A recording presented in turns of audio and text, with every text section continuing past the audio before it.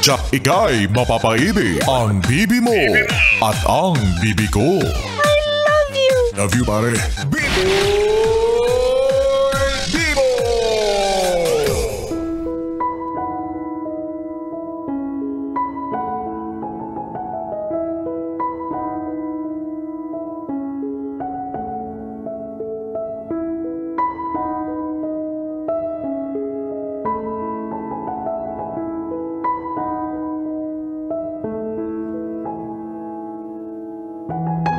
Bibi, nasa kalagitnaan ka ba ng isang relasyon na ramdam mong tumatamlay na?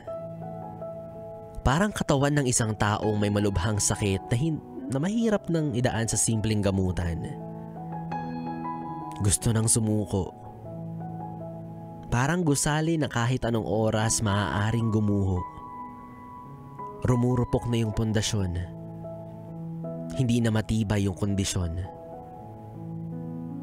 Kung pwede nga lang sana na ilaban pa kahit isa pa. Matapos ang naunang 1, 2, 3, 4, 5 kahit huli na. Isa pa sana. Kaso mukhang wala na talaga. Yung sitwasyon ng inyong relasyon ay hindi na parang maliit na sugat na maaaring tapalan ng band-aid para mabilis maghilom. Bagkus, isa na itong malaking peklat. Isang bakas na hindi na matatanggal mula sa mga nakalipas na samot-saring sugat. Alam at ramdam nyo sa isa't isa na kapag inilaban nyo pa, susugod kayo sa isang gera ng magkakampi. Pero kayo lang din ang magiging magkalaban sa huli.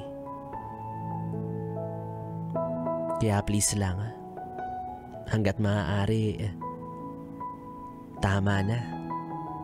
Huwag na. Awat na. Tapusin nyo ng isang bagay na una pa lang sana hindi na nagsimula.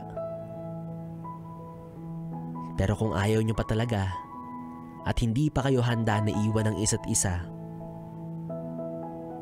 at gusto nyong maayos pa ang relasyon ninyong dalawa, hindi cool off ang sagot. Hindi cool off ang gamot. Dahil ang cool off ay para lang sa mga gusto ng tuluyang makipaghiwalay pero walang lakas ng loob, kaya ginagamit itong palusot.